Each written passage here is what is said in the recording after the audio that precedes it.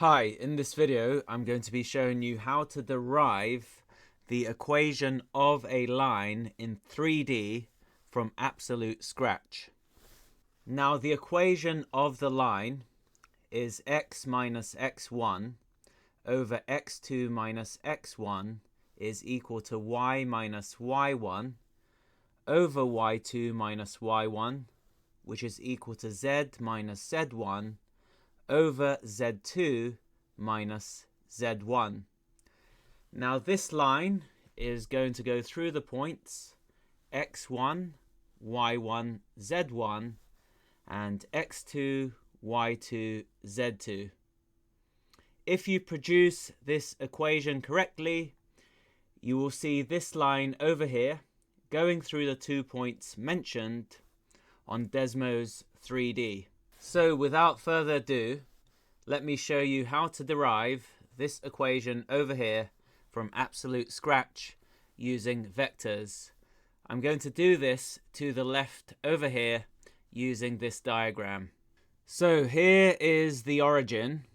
This first vector over here is going to be called x1, y1 and z1. The second vector over here is going to be called x2, y2 and z2.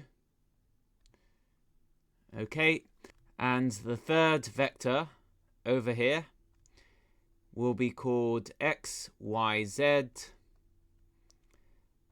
and this will produce all the points of the line which I've described over here. Now we need to name two more vectors, this vector over here and this vector up here. So this vector over here is going to be called x2 minus x1, y2 minus y1 and z2 minus z1. That is because to produce this vector over here, we have to go through this vector in reverse, then we must add this vector over here.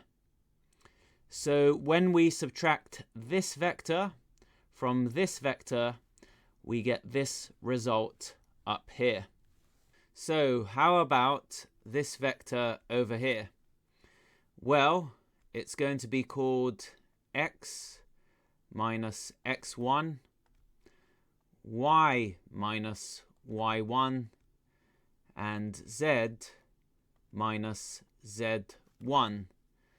For the same reasons as before, to produce this vector over here, we must subtract this vector from this vector, as we're going through this vector in reverse, and then we're adding this vector xyz, or xyz, over here.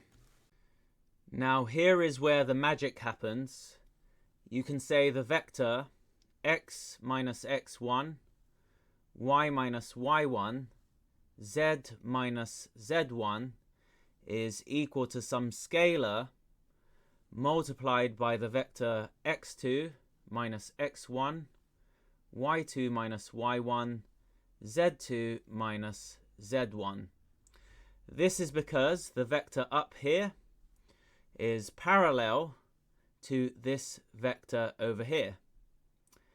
Therefore, this vector up here is some scalar multiplied by this vector. If this is the case, then you get x minus x1, y minus y1, z minus z1. You can see that I made a slight correction over here, is equal to the scalar times x2 minus x1, the scalar times y2 minus y1, and the scalar times z2 minus z1.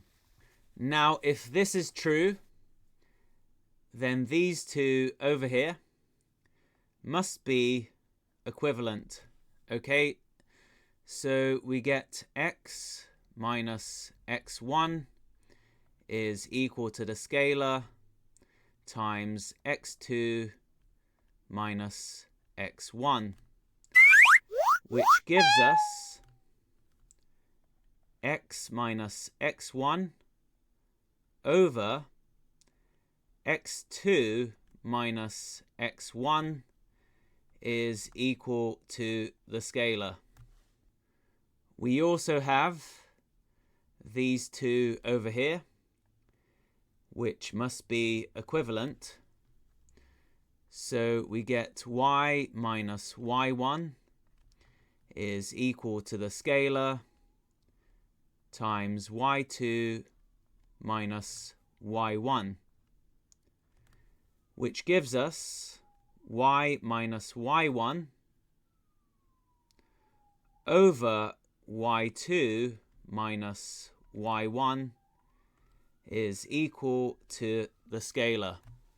Finally, these two over here must be equivalent.